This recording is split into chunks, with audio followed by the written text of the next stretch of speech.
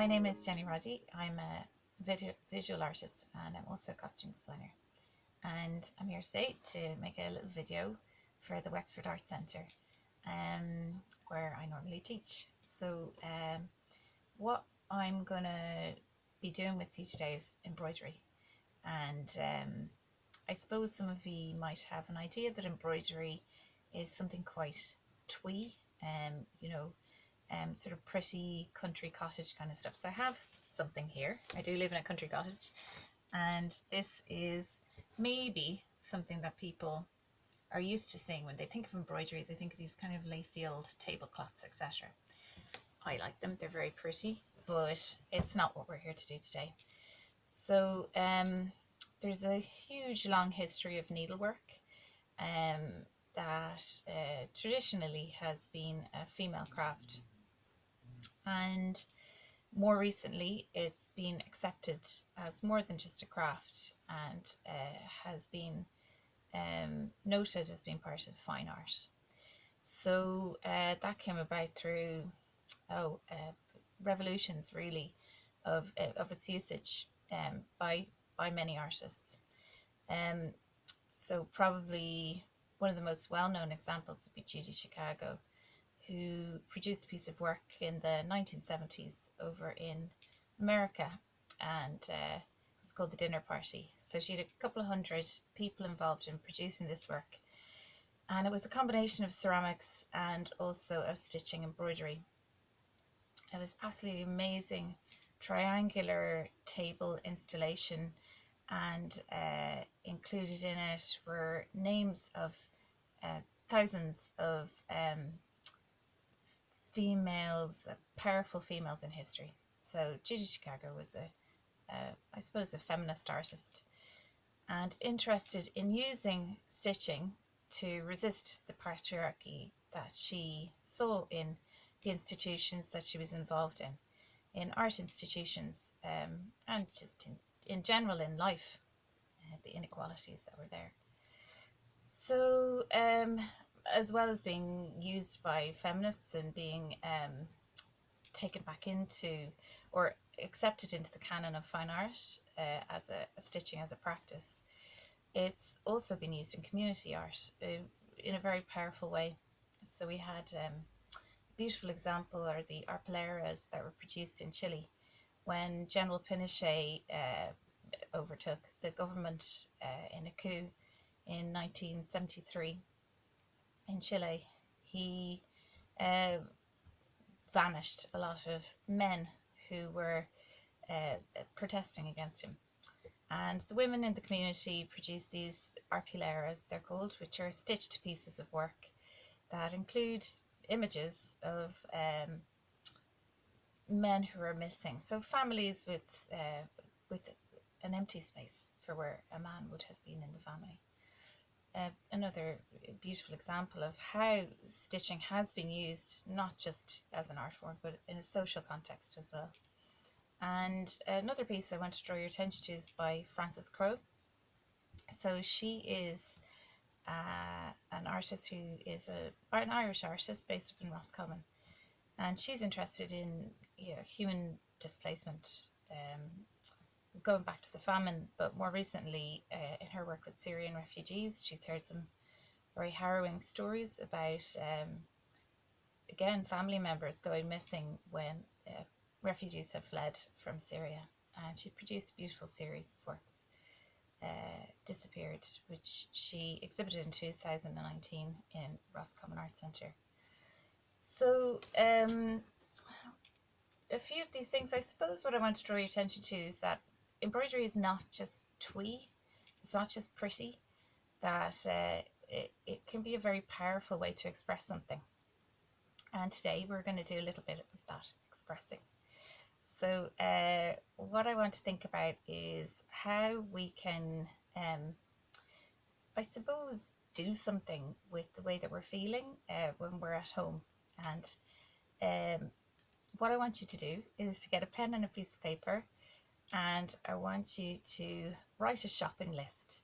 Not your shopping list for the shops, it's a shopping list of words, and the words are to do with how you might change the situation you're in. So if you're feeling frustrated or angry, how you might change that, what you might use to change that. So I'm going to write just a couple of examples here. I'll show you of things that I think that I would use to change the scenario I'm in at home when I'm feeling that way.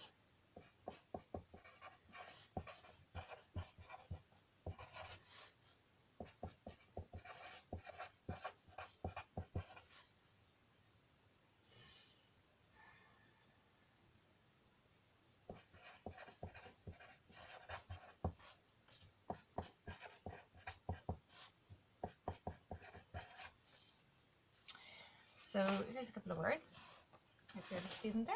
So I have, first on my list is a time machine, and really what that's about is that I'd really like to not be where I am right now, not in the middle of a pandemic, and if I could go to a different place in time, I would be delighted. And the next thing I might use to escape or change where I'm at right now is I'd love to basically get a load of fireworks, fire them up into the air, and I'd love my neighbours to come out of their houses and into their gardens. I'd love there to be like a mass viewing of some spectacle that would just, you know, make us happy. Then runners. And runners is because I'd like to put on a pair of runners and I'd like to keep on running. I'd like to not have to stop at 5 kilometers. I'd like to just keep on going as far as I could. Talk. So this is, I suppose, something to do with missing just the sound of voices, collective voices. I'd love to be in a big room with loads of people and just hear a babble of voices and just be able to talk to somebody I don't really know or somebody I know very well, and I just want to hear a crowd. Then the next thing is a hug. I think probably all of us have felt this, just that need to touch. So I'd like to hug anyone really, you know, any person who I've ever smiled at, who's ever smiled at me, my family, my mother, my friends that I can't hug at the moment. And so these are my words, and these are the things that I'm going to use as a personal way to resist the position that I'm in if I think about them. So what I want to do next is we're going to take these words and we're going to take just one of them as an example, and we're going to basically we're going to embroider these onto a piece of fabric, and then we'll be able to stitch it onto a garment. The idea is that we can then hold that with us and have it with us, and that if we have those feelings, that we can have that patch, that power patch with us, and hopefully help to vent or think about venting those feelings. Okay, so let's just go through our practical demonstration now. Just want to see how we can transform those words that we came up with on the shopping list into a piece of embroidery. So I've chosen one word. I've chosen hug off my list, but you can choose as many as you want. So the first thing to do is to get some embroidery thread. You can get this in Hickey's home store. There's one in Wexford Town in the industrial estate there near Lidl, or you can order online. And it's a bit fatter embroidery thread. It's got like a number of different threads in it, so it's usually about 6 in there before, and a fatter needle as well, so you can see it's got a bigger eye to allow for all the extra width in the thread. I'm just going to thread it. Wearing my thimble here. You don't have to have one, just if you're used to wearing one, they're kind of nice. So we're just going to do, I suppose, the length of about just up to my elbow with about 5 inches extra of a tail there, and snip So then just putting a knot in the end of this here, in the long piece. Thread, double knot it. That'll help to secure your thread when you're sewing through your patch and putting on your word. Okay, so the next thing to do then is to cut yourself a patch. So I have a very mangled piece of small pair of jeans from my son, and I've been using it for many patches. So I saw that at the back here is a nice pocket, so I'm going to cut that for the patch for today. You can cut any size or shape of patch that you want. Denim is often a good fabric to use. It's nice and heavy, easy to sew on, easy to sew with. I'm just cutting here around the edge.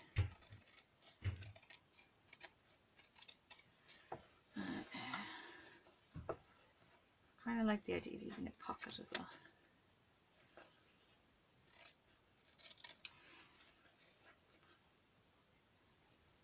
Okay.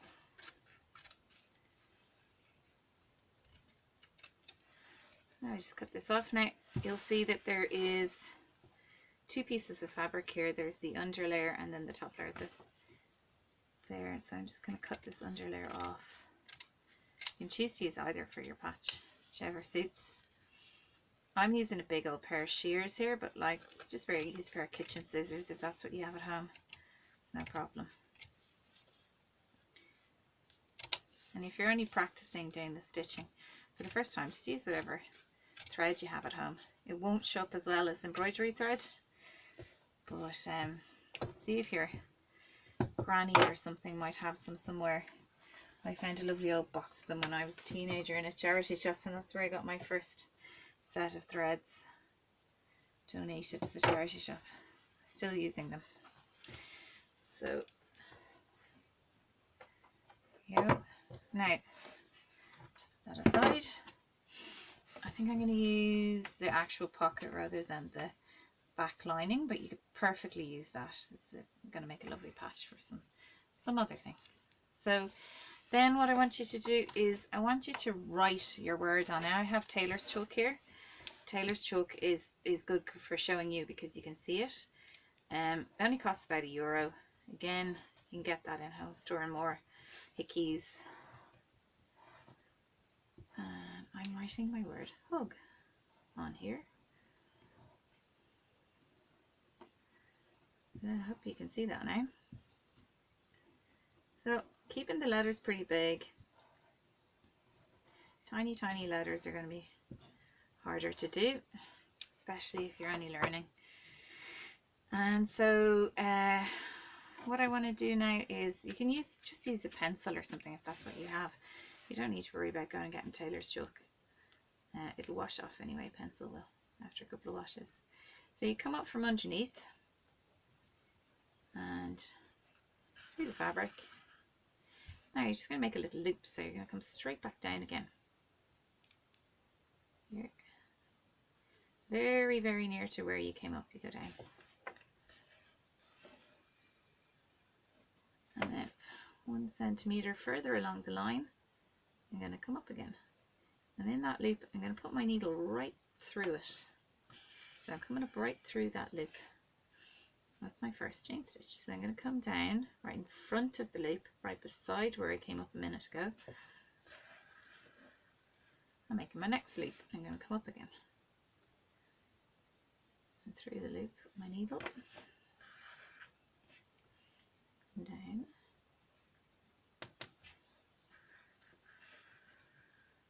And you just keep on going, doing these loops. 1 centimetre further along again, come up. Catch through the loop like that if you haven't caught it on the way up. And then down again. So I just want to get to the end of this line, so I want to show you how you get from one part of your letter to the next part of your letter. If they twist up, just untwist it. It's no problem. Good thing about sewing is you can always pull it out as well. Start again, or pull back one of your stitches and just rethread your needle and go again. It's very forgiving. So there we have a first line done. It's just 4 stitches. I'm just securing it by sewing down over the top of the end of that stitch. And then I want to come back up because I have my middle line here that goes across the center of my H. So I want to come back up just there, just right at the start of that line. So I've come across at the back, big long stitch. Doesn't make any difference, you're not going to see it. And down again.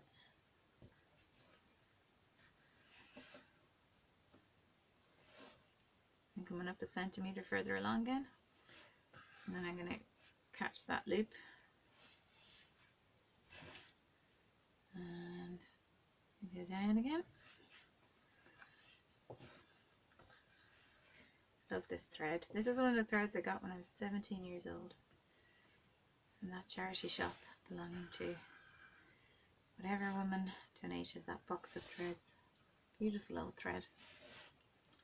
So here we go. Put that down. I'm just going to finish off this line here because I want to show you how to hop to the next letter. So all you do is you're going again from behind. You're going to make a big stitch basically to come up to the top of the next letter. Now my threads have got a bit long here, so you have to get that doesn't need to be quite so long, that tail. I'm just going to again come down near the beginning of that stitch, right beside where I came up, make a little loop, go further along here, centimetre long, just keep it on going, making another one. So you can continue that on and get all of your lettering done. It's not a long process once you get going on it. It's very, very quick. It's a really forgiving and nice little stitch to do. Okay, I'm just going to show you when I did it earlier. So this is Hug. And as you can see, I cut a different shape of patch on this one. So it really doesn't matter. You can do the patch whatever shape you want out of whatever fabric you want. It is nice to do a heavy fabric like this because it will hold. Lighter cottons and things like that are much more difficult to do for starters. Now what we want to do then is attach our patch. So I'm going to get a pair of old jeans and I've decided to put this patch just onto the bottom of the jeans basically. I've got a nice little spot here for it. And just for you to be able to see, I'm using just a regular needle now, and I'm going to do something called whip stitch. I'm going to whip stitch it on.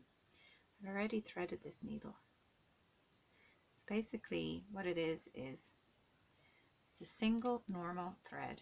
I've put it through so that I have 2 lines of thread coming down, which makes it a bit thicker, a bit stronger. It'll keep my patch on well if it's going through the wash. So now I'm going to knot the end, 2 lines together.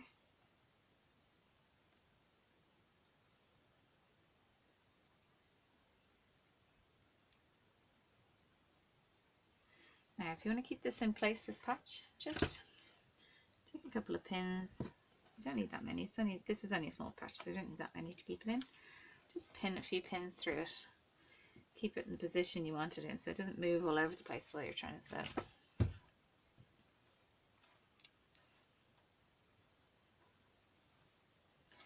There we go.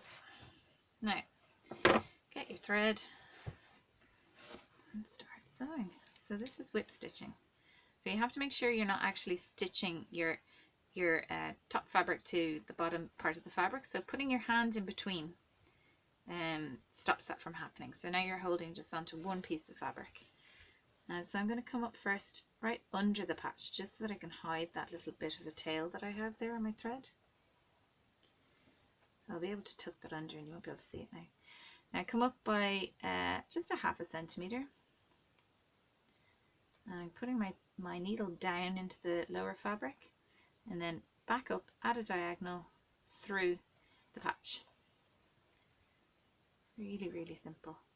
So I'm going down just right at the edge of the patch there through the lower fabric, coming up a ½ centimetre at a diagonal up underneath the patch and just sewing around. So this is called whip stitch.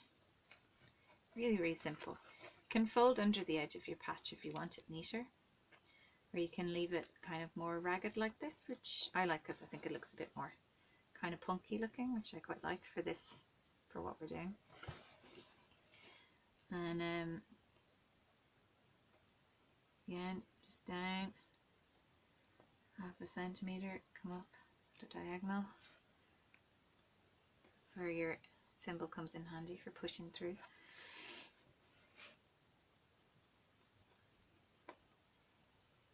I'm just sewing at an awkward angle here, just so I can show you guys what I'm at. So keep going further, 1/2 stitch along further. Now, I'm just going to hop through and I'm going to show you when I've come almost to the end how you finish off. Okay, we're just coming to the end now of this line, so I just want to show you how to finish off. So basically, do your last few stitches, pull them on through.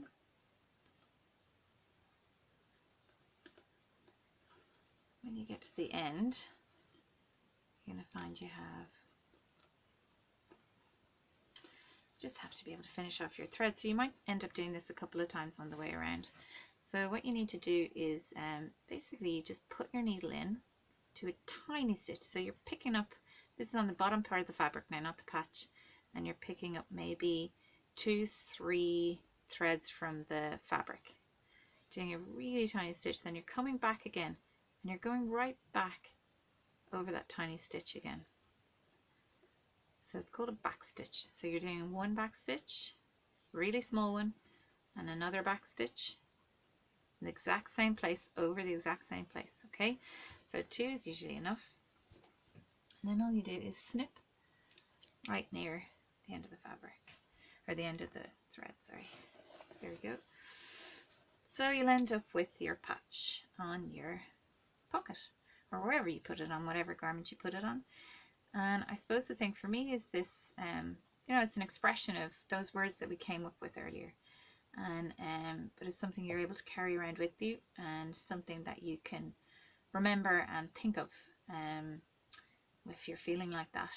And it's just a nice thing to have, a hug to carry around. If you want to send us any photos of anything that you're doing, we'd love to see them.